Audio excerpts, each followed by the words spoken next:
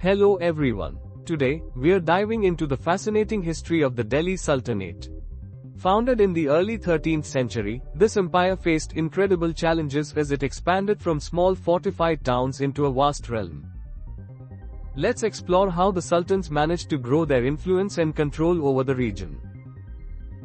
In the beginning, the Delhi Sultanate was quite weak.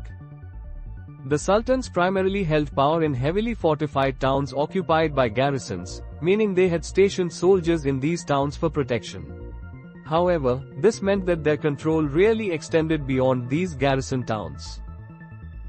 They found it difficult to govern the surrounding villages and countryside effectively. So, the sultans relied heavily on trade, tribute, or plundering to procure necessary supplies, as they seldom dominated the hinterland, the lands that provided goods to support their towns. This dependence highlighted a significant weakness in their rule. Managing distant garrison towns, like those in Bengal and Sindh, from the capital of Delhi was extremely challenging. Communication routes were fragile, and any disruption, from rebellions to bad weather, could severely impact their control.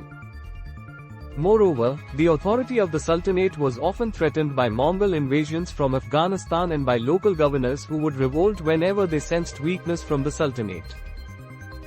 These pressures kept the Sultanate on the brink of collapse. So, we can see that the early Delhi Sultanate was rather fragile. However, consolidation began during the reign of Ghiyasuddin Balban. This ruler was crucial in strengthening the Sultanate's grip on the towns they controlled.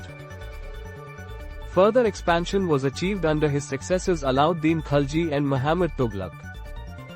During this period, the sultans initiated campaigns aimed at consolidating the hinterlands of these garrison towns, which was referred to as the internal frontier. The strategy was to extend their control beyond just the fortified towns. They undertook significant military campaigns to clear forests in the fertile Ganga-Yamuna Doab region.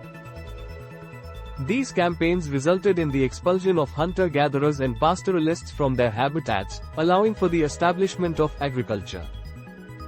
This strategy not only expanded the Sultanate's territory but also helped to ensure that they had adequate food supplies for their armies and the people living under their rule. New fortresses and garrison towns were built to protect trade routes and facilitate regional commerce. This focus on agriculture and trade was instrumental in the growth of the Sultanate as it moved from a collection of garrison towns to a more unified and significant empire. Now, let's do a quick recap of what we've learned today. Initially, the Delhi Sultanate controlled only garrison towns and did not extend its influence over the hinterland. The early period was marked by challenges, including invasions from the Mongols and rebellions by local governors. The consolidation of power took place under the leadership of Ghiyasuddin Balban, who set the stage for further growth. The Sultanate's internal frontier campaigns led to the clearing of forests in the Ganga-Yamuna Doab, resulting in the establishment of new towns and trade routes that strengthened their control. We hope this episode has provided you with a clearer understanding of how the Delhi Sultanate evolved over time. Stay tuned for our next episode, where we will delve deeper into the fascinating history of this empire and its lasting impact on the region. Thank you for joining us today.